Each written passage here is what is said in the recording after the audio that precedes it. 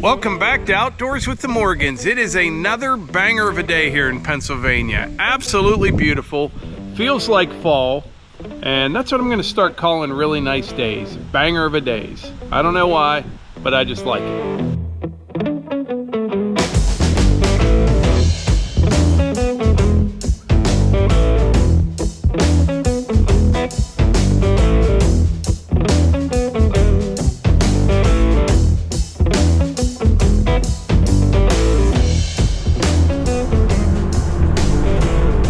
Now today we're going to take a close look at these two tractors. Now at first glance, they look pretty similar, but there's actually a lot of differences between the two.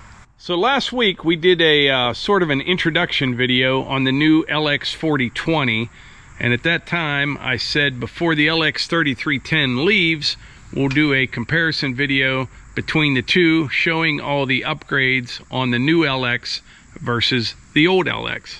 Now, as most of you know, we have a partnership with Kubota Tractor Corporation where we have tractors that are on loan from them.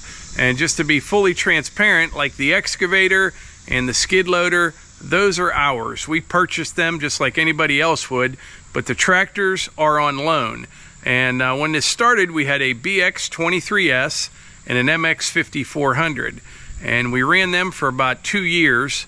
And then we swapped out the MX5400 for another MX5400. It's perfect for around here. And then we traded out the BX23S on an LX3310.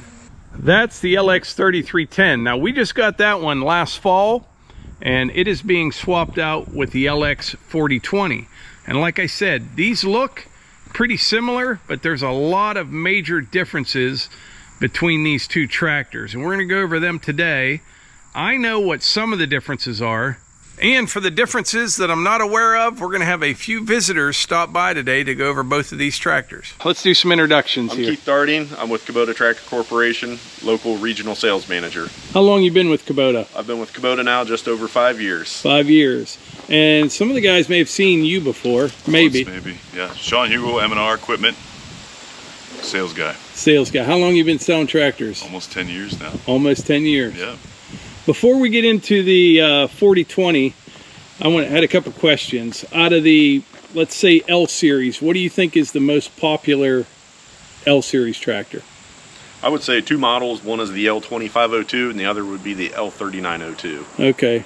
Sean, what do you think? That's about right. Is that what you see? Not everybody needs over 26 horse, which is your emissions like base now. Yeah. So if they can get underneath that, save some money on it also. Okay. Yeah, because you'd be more of a local read on that, and you're more of a regional. How big of an area do you cover? I traveled north central, northeast Ohio, and a touch of western Pennsylvania. Okay, yeah. How about the B series, most popular B series? Got to be a 2601 for sure. 2601? Agreed, B2601. Okay. Now we're going to talk about some of the major changes between these two tractors right here. Now when I first started this video, you know, from a distance they look pretty much the same, but there's a lot of differences between these two. Yep, when you start parking them next to each other side by side, you'll see that the front axle is larger, the chassis is a little bit larger. The loader, we did up the model on the loader, increase in lift capacity there, and with the larger chassis, larger lift capacity on the 3-point. Sean, do you know what the lift capacity is on this versus the old one? So the old one was about 1,600. In the 3-point, it's up to almost 2,000. On the 3-point? On the 3-point hitch, and that's the full way back. And then the loader went from about 1,000 pounds to up around 1,300 on the new one. Okay. And something else I noticed, the tires are larger on both front and rear. And you said the front axle is a little bit wider, which will offer a little bit more stability. More stability, and then with the larger chassis, being able to put larger implements on the back. With the larger horsepower, being able to put a 72-inch cutter on the back, the performance match from Lampride. That was one of the, because that's a lot of horsepower in a tractor that size. But yeah, for a big tiller, I mean, like a big rotary cutter, that's the ticket right there. Yep. Even with the LX3310, I've used it to mow our trails. We have several miles of trails here, and some are real steep. And you need that horsepower for the rotary cutter and to climb the hills simultaneously, obviously. Yep. I didn't have a problem with that one. I can't wait to try it with this one right here. Yeah, it's going to be exciting to watch your videos coming in the future. Yeah, that's a lot of horsepower in a tractor that size. What are some other the biggest change could be the transmission, huh? Yep. With going to the 40 horsepower and the 35 horsepower, we went to an updated transmission with 3 ranges, low, medium, and high in it. It definitely cut back on the noise inside the cab. Yeah, the 3310, they had a bit of a whine in the cab. I always wear them headphones no matter what, listen to podcasts or whatever when I'm in a tractor. But I can see a noticeable difference in the noise in the cab between the two tractors. Later on when I'm running this, I even have a sound meter. Maybe I'll test that out or something. Other than that, they've flattened out the cab floor. I think you told me about the auto throttle.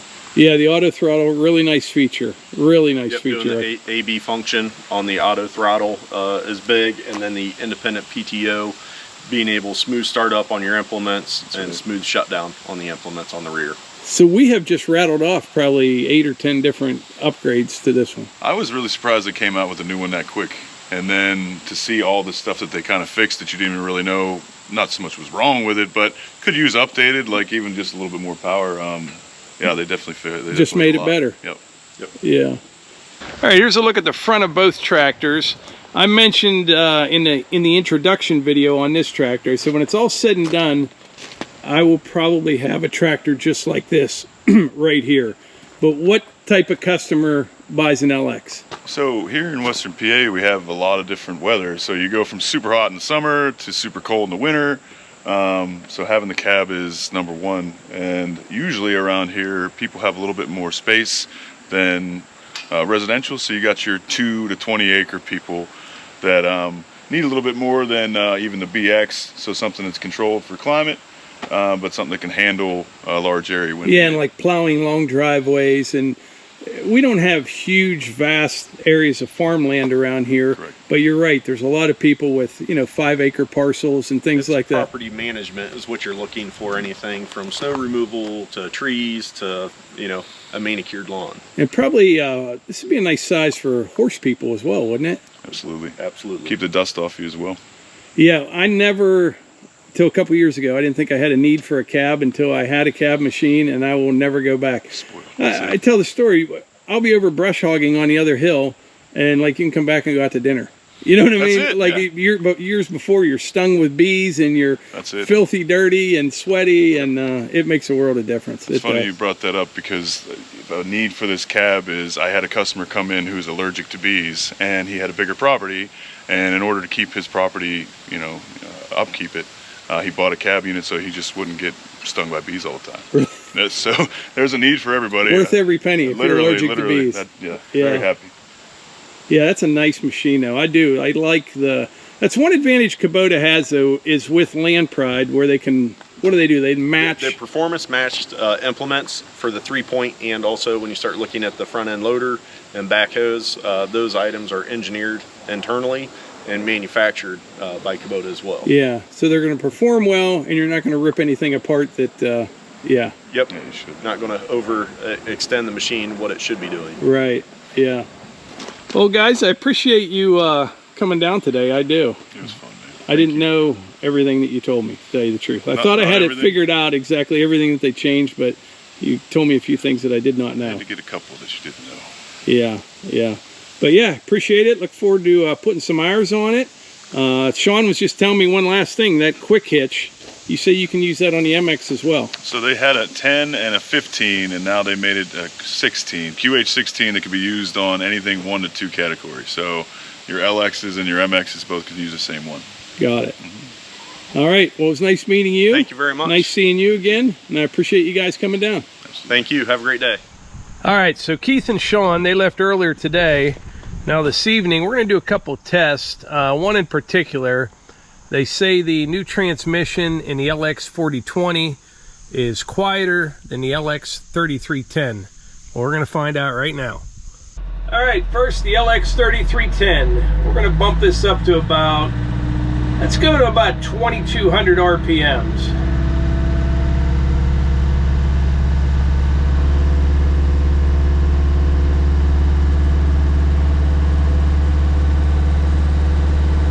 We're getting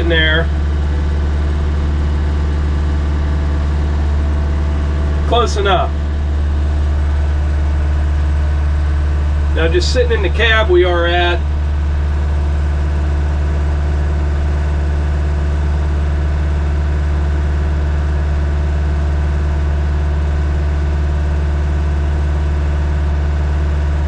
call it 73.8 decibels.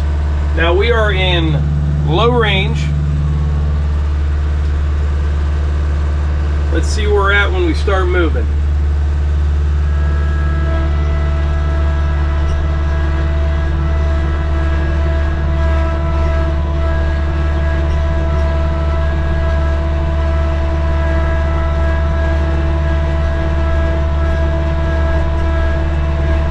So the highest I saw was 84.1 decibels. Now the LX4020. We're in low range.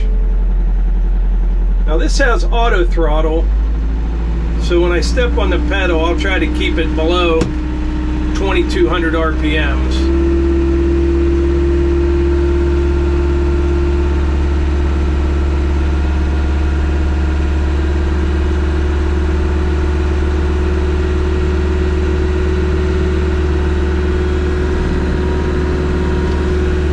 Close enough.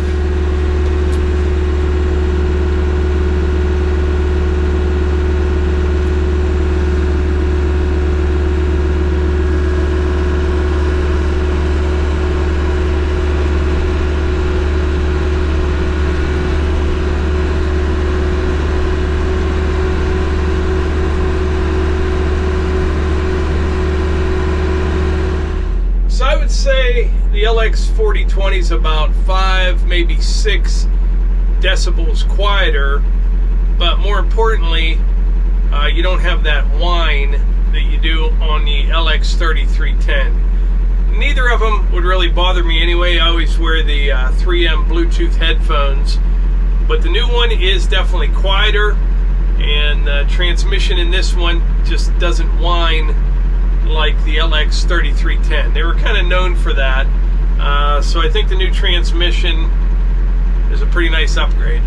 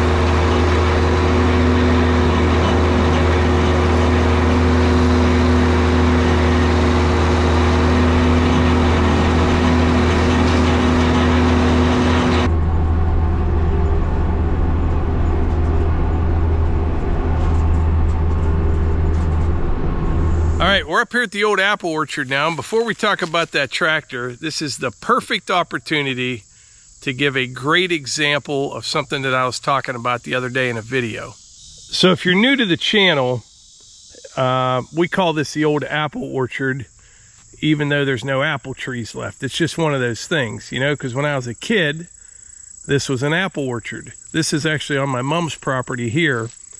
And the trees just kind of died off over time. But I remember when I was a kid, them coming up here to get wagon load after wagon load of apples. I know, it kind of shows my age. But anyway, the apple trees all died off and it just grew up. Nobody planted any of these trees. This right here is a red oak that's probably 15, 16 inches in diameter. There's maple, cherry, and red oak. Now around here, eventually it will just be big oaks in here. They'll kind of crowd out the maple and the cherry. That's just how it works around here. The reason I'm telling you this is because I always get comments, why am I not planting trees when we cut so many trees? Mother Nature just does a better job at it than I could. But anyway, as far as the LX4020 goes, which is kind of dusty and dirty right now, I absolutely love it. I really do. I find something else that I like about it that's a little bit better than the LX3310, and that is the ride. I don't know if it's the bigger tires, slightly bigger chassis, I don't know what it is, but when you're coming up like the bumpy trail up here, it just rides better. It really does. I really like this tractor. I am convinced what I said earlier in this video, when this is all said and done, I'm probably going to have something just like this, if not an LX4020. I only have about an hour and a half on it so far, but I like that additional horsepower in a tractor this size. Now I'm just running a 5-foot brush hog rotary cutter. 5-foot brush hog, never bogs down once. This would handle a 6-footer, but horsepower is important in a tractor. I remember a quote from Carroll Shelby. What did he say? No, I think that was about torque. He said, horsepower sells cars, torque wins races. Carroll Shelby. I always like that quote. So with that being said, I think between Keith from Kubota and Sean from M&R and myself, I can name 11 upgrades that the LX4020 has over the LX3310. Number one, the tires. We'll kind of review this. Bigger tires. Number two, loader lift capacity, about another 300 pounds. Number three would be the 3-point lift capacity. It's up to about 2,000 pounds. Number four, wider front axle, more stability. Number five, upgraded transmission. Number six, the flat floor. There's just a tiny little bump in there. The one in the LX3310 isn't bad. I've seen tractors where you kind of have to climb over top of them, but flatter is better when it comes to a floor in a tractor. Next, the LED headlights. Another one that's important to a lot of people, quieter, definitely quieter. Another one, auto throttle. That is one of my favorites. I don't know, I just like how this tractor feels, but I really like the auto throttle. And I believe it's just a slightly larger chassis, which may kind of helps with the last one, which is a better ride. So I think that's 11. You can correct me if I'm wrong, but yeah, really like the tractor. But anyway, as I have said probably 100 times before, if not more, I don't care what anybody else does. I don't care what anybody else buys. I have nothing in it. But if you want my opinion and you're in the market for a tractor of this size, don't skimp on horsepower. And I'm just going to say it. You need to get in the seat of one of these and try it out for a little bit. I really do like this tractor a lot. I do. It does big things, but it's not a huge tractor, I guess you could say. But yeah, I like it. Oh, I thought of something else I wanted to mention before I wrap this up, and it goes back to what Sean said. There's a lot of upgrades that you probably didn't realize you needed or wanted on this tractor. In other words, I was really happy with the LX3310 while running it, I didn't think I really needed the auto throttle, but I love it. Just a lot of things like that. You know, you don't think about that stuff until you get to use it, and then you're like, man, I really like that. Kind of like how my F-150 grocery getter that we just got rid of, I love that truck. It was a great truck. Ran that one for 4 years. Did a lot of towing with it, did a lot of heavy work with it, and I thought it was perfect until I got a 1-ton truck, and then I realized just how much better that is for what I do. So I hope that makes sense. I'm not going to come back with anything else I remembered. We're going to wrap this up.